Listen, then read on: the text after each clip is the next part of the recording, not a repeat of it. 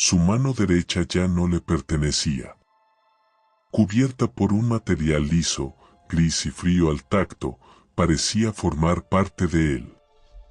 Y al mismo tiempo, de algo completamente ajeno.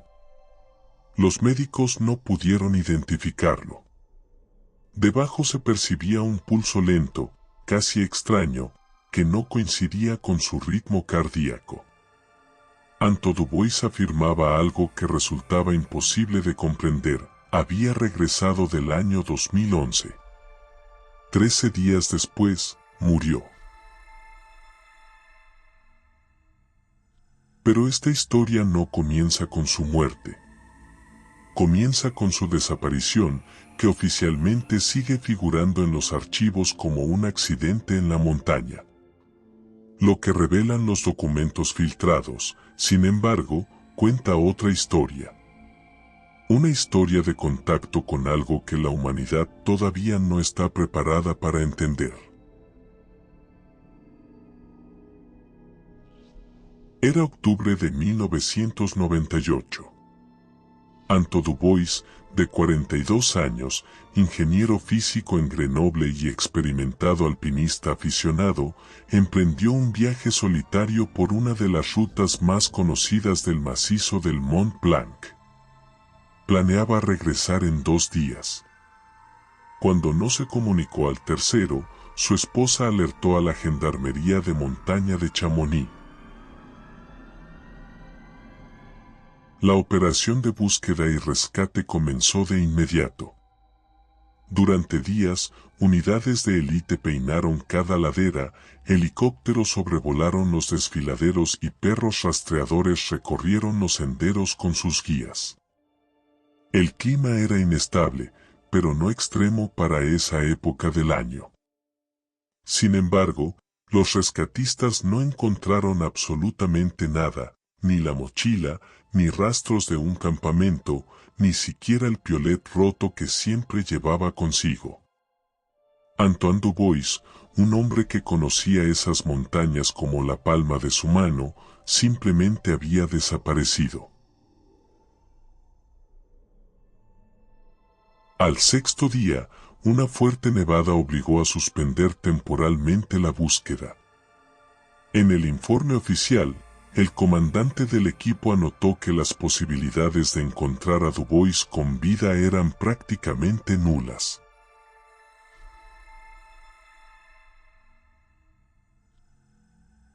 Pero al 7.º día, apareció. Caminando por su cuenta, exhausto y deshidratado, llegó a la pequeña aldea de Argentière, a decenas de kilómetros de donde se le había visto por última vez. Su ropa estaba hecha jirones, sus botas cubiertas de barro y nieve. A primera vista, parecía un milagro que hubiera sobrevivido.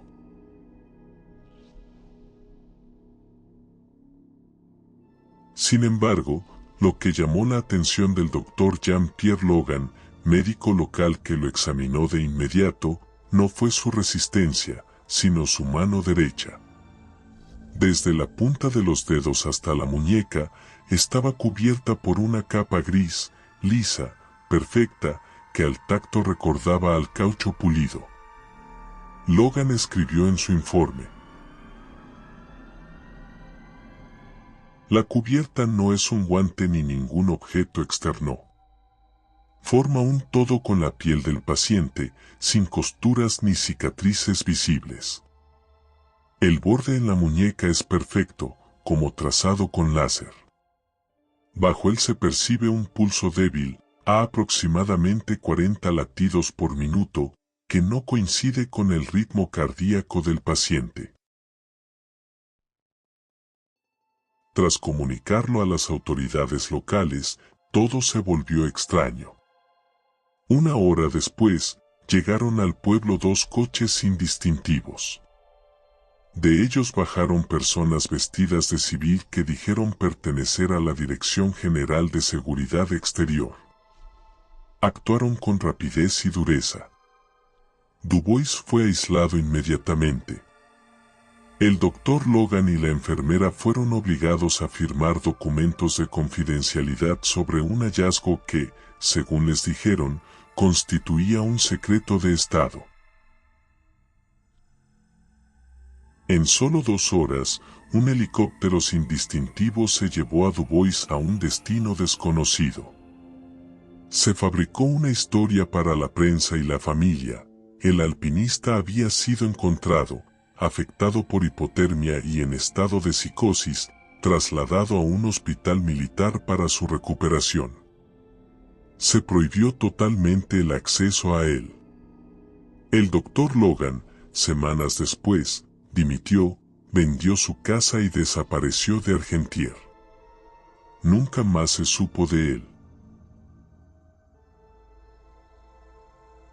La verdad comenzó a filtrarse 8 años después, en 2006, cuando un periodista francés especializado en programas militares secretos recibió un paquete anónimo. Contenía fotocopias de documentos del Hospital Militar Percy de Clamart. Se referían a un paciente llamado el Viajero. Las fechas coincidían con el periodo de hospitalización de Dubois. Los informes eran escalofriantes. Las pruebas médicas sobre la mano gris no dieron ningún resultado. El análisis espectral mostró elementos desconocidos fuera de la tabla periódica. Los intentos de tomar muestras fracasaron. Ni bisturí, ni broca de diamante, ni láser quirúrgico podían dañar la superficie. El material era inerte a toda influencia física o química, pero biológicamente activo, conectado a su sistema nervioso. Dubois sentía esa mano como propia, pero no pertenecía a él. Lo más inquietante fue la transcripción de su interrogatorio. Dubois hablaba con calma, sin signos de psicosis. Relató haber sido transportado a otra época. Recuerdo caminar por un sendero, luego un destello blanco y una sensación de ingravidez, como si estuviera cayendo hacia arriba. Después me encontré en una enorme sala sin paredes ni techo visibles, bañada por una luz uniforme. No estaba solo. Figuras altas y delgadas se movían a mi alrededor, sus rostros eran borrosos. Me estaban reparando. Mi cuerpo estaba muy desgastado, la mano derecha irreparable, así que la sustituyeron.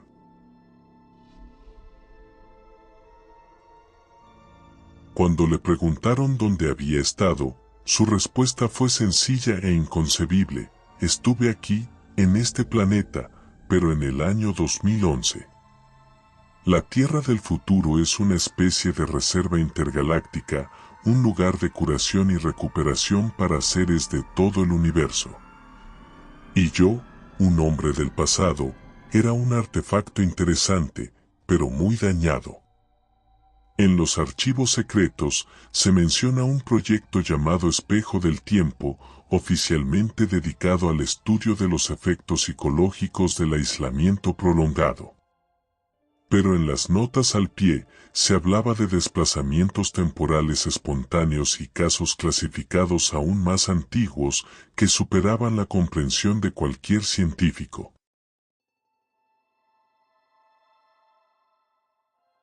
El caso de Antoine Dubois no fue el primero de su tipo, pero sí el único en el que quedaron pruebas físicas tangibles, pruebas que el sistema se apresuró a ocultar.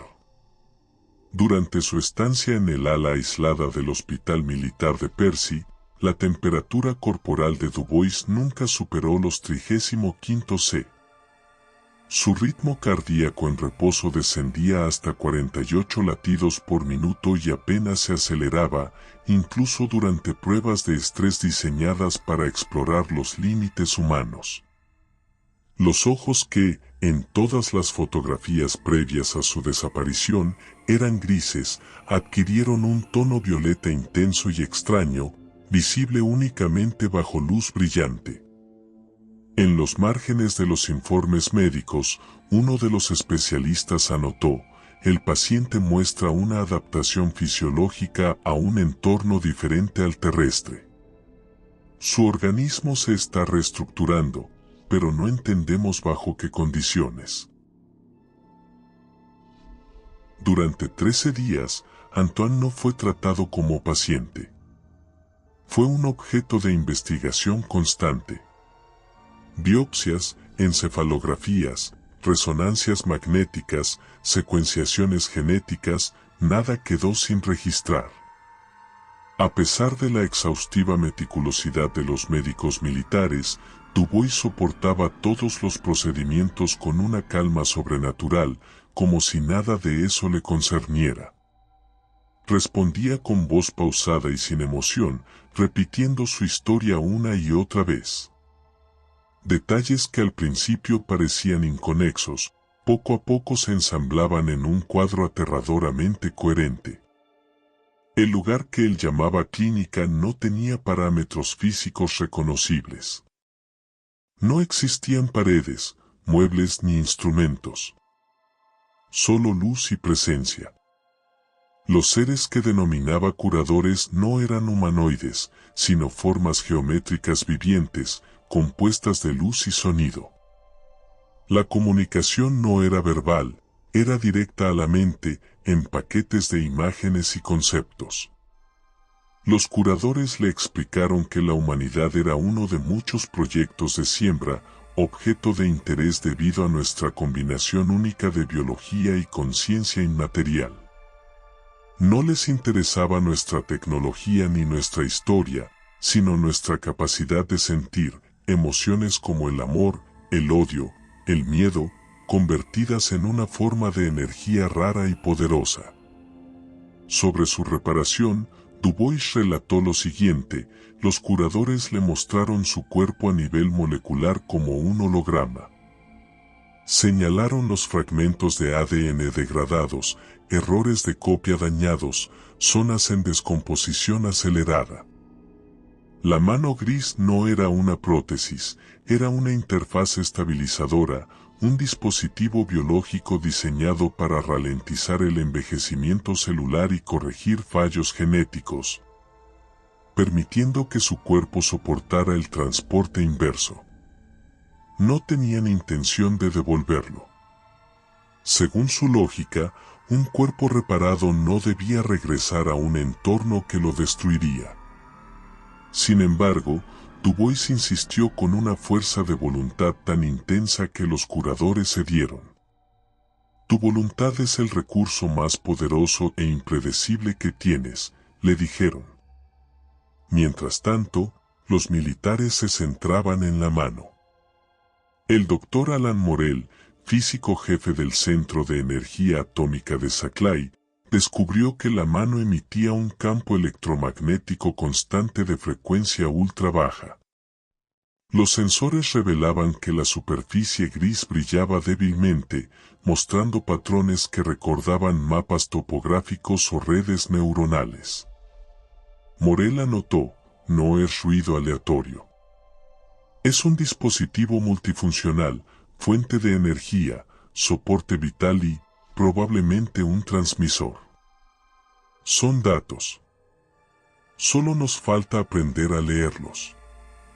2 días antes de la muerte de Dubois, Morel registró un avance en su diario: la frecuencia no es constante. Se modula. No es un mapa, es un camino. Las coordenadas no están en el espacio, sino en el tiempo. Nos ha mostrado cómo abrir la puerta. Al día siguiente, Morel desapareció. Su apartamento en París estaba vacío, y todos sus registros habían desaparecido. La investigación oficial concluyó un colapso nervioso, pero nunca se le volvió a ver. Entre quienes tenían acceso a Dubois, había un hombre sin nombre ni cargo. En su columna de departamento, solo aparecía un símbolo, una rosa que envolvía una daga. Asociado históricamente a sociedades secretas, en particular a los Rosacruces, este hombre no preguntaba por tecnología ni por el futuro. Su interés era metafísico, los curadores, los traslados, la separación del alma del cuerpo. Dubois parecía reconocerlo y destacarlo sobre los demás. Según la fuente, este individuo pertenecía a un servicio especial del Vaticano, conocido como el Instituto, encargado de ocultar cualquier evidencia que pudiera cuestionar el modelo antropocéntrico del mundo. A pesar de la estabilización de la mano, el resto del cuerpo de Dubois comenzó a fallar rápidamente. Su biología del siglo XX entraba en conflicto con la tecnología del siglo XXI. Cada hora lo debilitaba más. Pasaba gran parte del tiempo en semiconsciencia. Horas antes del final, despertó. Solo la enfermera de guardia estaba a su lado. Miró la mano gris, perfecta y pulsante, y dijo en voz baja: querían que me quedara, pero yo estaba demasiado dañado. En los informes originales, la enfermera añadió: volverán por los demás. Siempre intentan salvar los fragmentos. Minutos después, su corazón se detuvo. Pero la mano gris siguió caliente y pulsante, con un ritmo extraño, durante 3 horas y 12 minutos, hasta que fue trasladada a una sala especial para autopsia, cuyos resultados permanecen secretos. La autopsia no fue realizada por patólogos, sino por especialistas de la Dirección General de Armamento. Los restos de Dubois no fueron catalogados como un cadáver humano, sino como un compuesto biotecnológico de origen desconocido. La mano fue amputada con precisión a la altura del codo, colocada en un contenedor criogénico y enviada a un destino codificado como punto omega. El resto del cuerpo presentaba una descomposición acelerada comparable a la exposición a radiación ultra alta. Cada órgano, cada célula, parecía haber vivido décadas en apenas 13 días. La mano, sin embargo, permanecía intacta, inmutable, como si no perteneciera al mismo tiempo ni al mismo mundo. El pulso interno de la mano gris, extraño y ajeno, se detuvo en el momento de su separación quirúrgica. Sin embargo, el débil campo electromagnético que emitía continuó durante 72 horas. Según testimonios posteriores de un antiguo empleado del servicio de seguridad, Punto no era un simple nombre en clave. Se trataba de un centro de investigación altamente secreto, situado en la meseta de Albion, al sur de Francia. Antiguamente, allí se encontraban minas para el lanzamiento de misiles nucleares. A finales de los años 90, el complejo se reconvirtió para estudiar amenazas y artefactos no convencionales. La mano de Antoine Dubois, bautizada internamente como artefacto Manneken, se convirtió en el principal objeto de investigación durante los 4 años siguientes. Mientras tanto, en la superficie, se desplegaba una operación de encubrimiento meticulosa. La familia de Dubois jamás recuperó el cuerpo. Se les entregó un ataúd sellado, alegando razones sanitarias por el mal estado de los restos. El certificado de defunción mencionaba complicaciones cardíacas por hipotermia prolongada. La viuda y los hijos recibieron una indemnización, pero fueron puestos bajo vigilancia secreta, que según algunas fuentes continúa hasta hoy. Los periodistas que intentaron indagar en la muerte del alpinista se encontraron con un muro de silencio. Los habitantes de Argentière, quienes lo habían visto regresar de las montañas, se mostraron evasivos. Durante el año siguiente, el ayuntamiento recibió subvenciones inexplicables para el desarrollo de infraestructuras, aparentemente un pago por su silencio. Nuestra siguiente fuente es un antiguo técnico del complejo de Albion que trabajó allí entre 1999 y 2003. Habló bajo condición de anonimato, temiendo por su vida. Padece una rara enfermedad neurodegenerativa que, según él, está directamente relacionada con su trabajo con el artefacto Manneken. Según el técnico, la mano fue examinada por las mentes más brillantes de Francia, sin ningún resultado. El material violaba todas las leyes conocidas de la física. Podía alterar su densidad y estructura bajo influencia de campos energéticos. En un experimento, bajo corriente alterna, la superficie se volvió transparente como cristal durante segundos, revelando una compleja estructura interna similar a una telaraña tridimensional de fibras luminosas. Pero lo más inquietante era su efecto en las personas.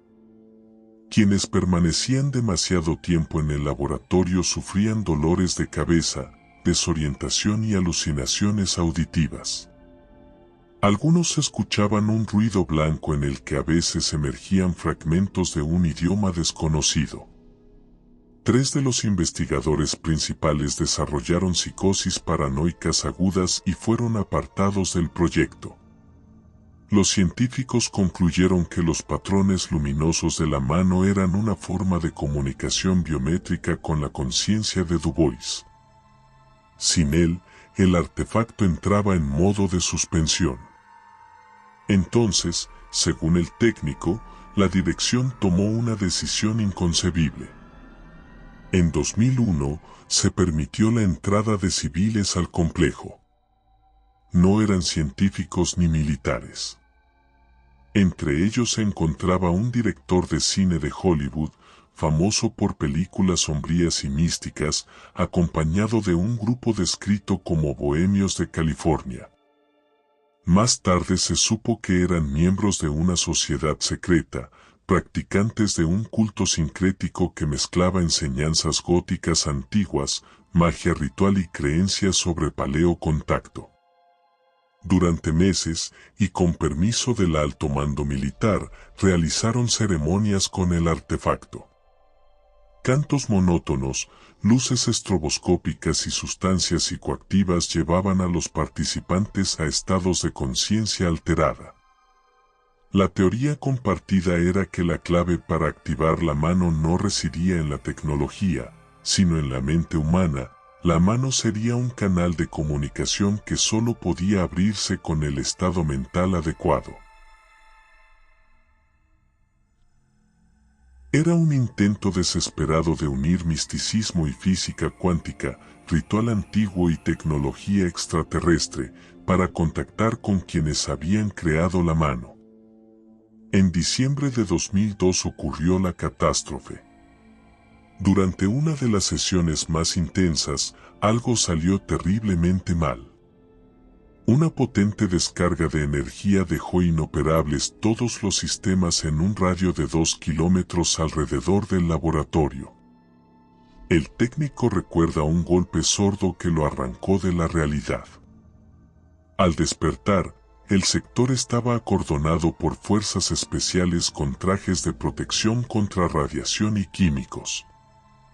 Rumores posteriores indicaban que 2 invitados habían muerto, con causas idénticas a las de Dubois, desintegración celular acelerada. El director de cine sobrevivió, pero sufrió graves traumas psicológicos y desapareció de la vida pública durante años.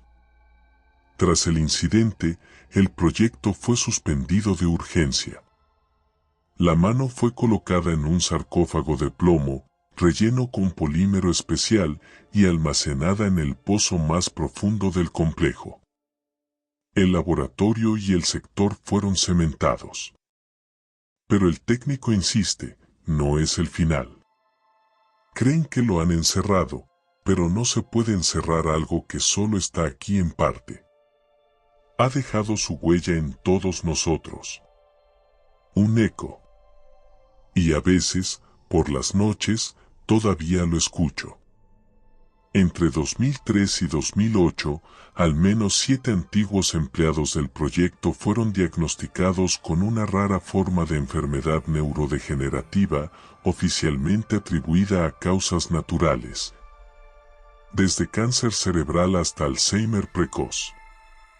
Sin embargo, documentos filtrados del Ministerio de Sanidad muestran un panorama distinto. Los médicos la denominaron síndrome de Albion. Todos los afectados presentaban síntomas idénticos: alucinaciones auditivas progresivas, pérdida de memoria a largo plazo y un sueño recurrente. En él, describían un mundo blanco y silencioso, sin detalles, iluminado por un sol negro. Según los informes militares, el campo de frecuencia ultrabaja de la mano había alterado irreversiblemente sus proteínas cerebrales, reconfigurando sus mentes a otra frecuencia. Sus sueños no eran sueños, eran fragmentos de información, un eco residual de la experiencia de Dubois que borraba lentamente sus propias identidades. La catástrofe del complejo de Albion, cuidadosamente ocultada al público, no pasó desapercibida a nivel internacional. En diciembre de 2002, en el instante de la liberación de energía, los satélites de alerta temprana rusos y estadounidenses registraron un pico gravitatorio anómalo sobre el sur de Francia, acompañado de un breve destello de radiación gamma cuyo origen se encontraba bajo tierra. El suceso generó alarma inmediata en las comunidades de inteligencia de todo el mundo. Nadie sabía qué había ocurrido exactamente, pero quedó claro que Francia había sido testigo de algo que superaba cualquier tecnología militar conocida. Fue entonces cuando los estadounidenses entraron en escena.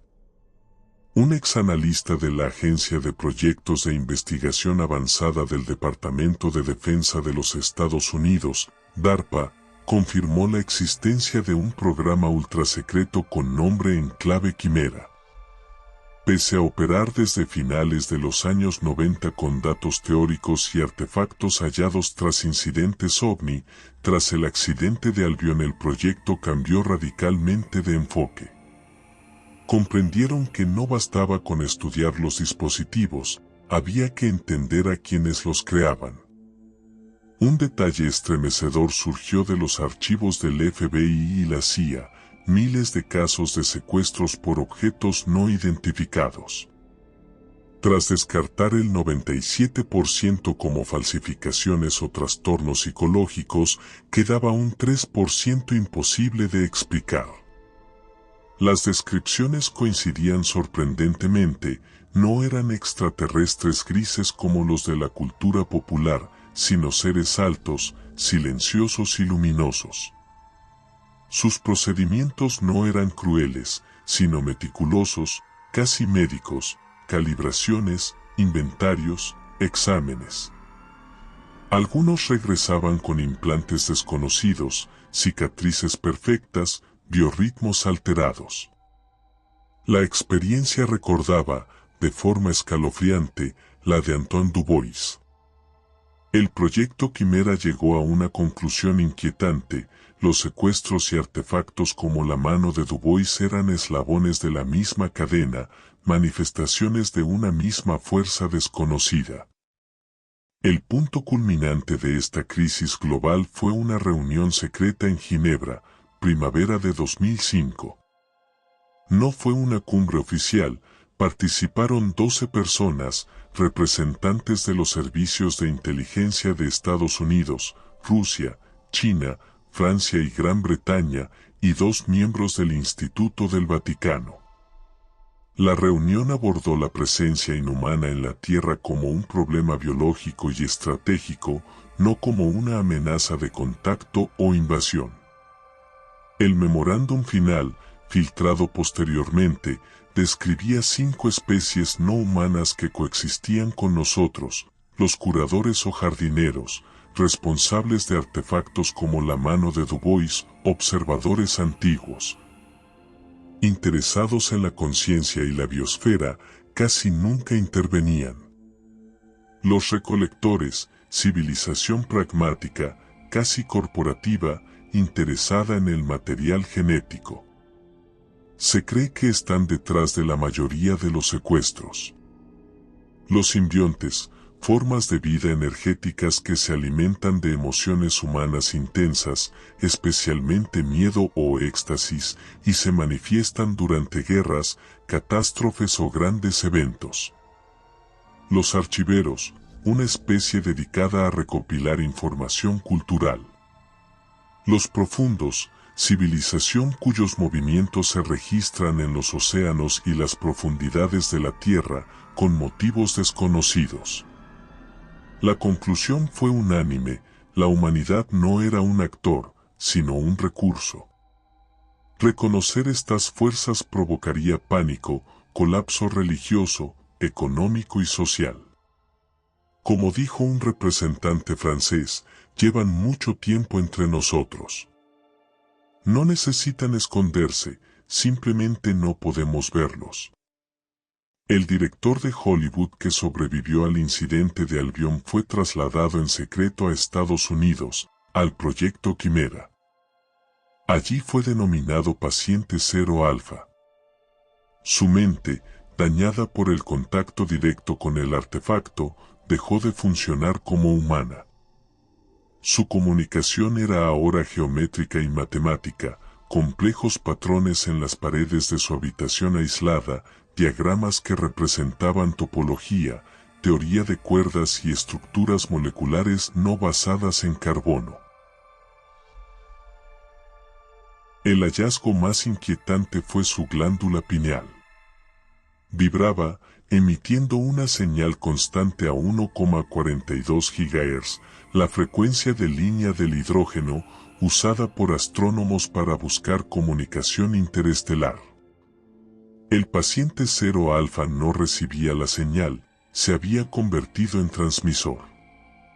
Su personalidad desapareció por completo, sus recuerdos, emociones y hábitos fueron sustituidos por un flujo continuo de información sensorial cruda.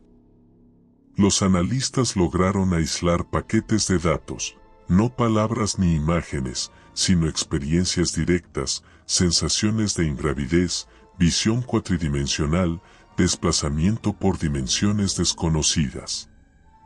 Era un registro en tiempo real de la conciencia del artefacto y de los curadores. El efecto sobre los científicos fue devastador. 3 de ellos desarrollaron trastornos disociativos agudos y desaparecieron en 2009, la doctora Ibli Reed, el Dr. Ben Carter y el Dr. Kenji Tanaka. Oficialmente se dijo que se habían marchado por contratos de empresas privadas, pero fuentes internas de DARPA sostienen que comprendieron la señal y la utilizaron. Mientras los laboratorios intentaban comprender la naturaleza de este contacto, la Tierra comenzó a cambiar. Desde 2010 se registraron anomalías globales, zonas de silencio absoluto, lluvias de cristal en Filipinas y Australia, fallos temporales de cronómetros y sistemas de navegación. Las anomalías coincidían con áreas de actividad de los simbiontes y los profundos. Según un análisis radical de DARPA, estos eventos no eran deliberados, eran fugas en el tejido de nuestra realidad. Las leyes físicas fallaban temporalmente, permitiendo que interferencias de dimensiones adyacentes se filtraran. Y todo esto nos devuelve al origen, la mano de Antoine Dubois. ¿Qué fue de ella? Según un informe de DARPA de 2012, en un acuerdo secreto entre Estados Unidos y Francia, el laboratorio de Albion fue abierto para recuperar el artefacto. Pero al abrir el sarcófago, estaba vacío. Los sellos intactos. Solo quedaba una fina capa de polvo rojo oscuro, llamado hemoglobina cero. El análisis reveló que no era residuo, sino nanomáquinas autorreplicantes, diseñadas para transformar la materia orgánica terrestre basada en silicio en estructuras híbridas basadas en hierro. La mano nunca desapareció, había pasado a otra fase, un sistema difuso, distribuyéndose por aire, agua y personas. La terraformación no comenzaba con atmósfera o clima, sino con la base misma de la vida. Desde mediados de la década de 2010, biólogos detectaron fenómenos imposibles, estructuras microbianas fractales en el Pacífico, hongos con actividad neuronal en la Amazonía, cambios en el campo magnético terrestre sin explicación. Cada evento aislado parecía trivial, pero juntos mostraban que un proceso invisible estaba reescribiendo las reglas fundamentales de la biosfera. El destino del paciente 0 alfa confirmó los peores temores. En 2014, su señal cesó. Al ingresar a su habitación, no había cuerpo. Solo un montículo de polvo rojo oscuro, idéntico al de la mano de Du Bois. El hombre se había transformado, sirviendo como incubador para la segunda fase del artefacto. No podía detenerse, actuaba a un nivel más allá de la influencia humana, convirtiéndose en parte del planeta mismo. Según la última información de nuestra fuente en DARPA, lo que comenzó con una mano gris hace décadas aún continúa hoy. No hay regreso posible. No hay defensa. Solo queda observar.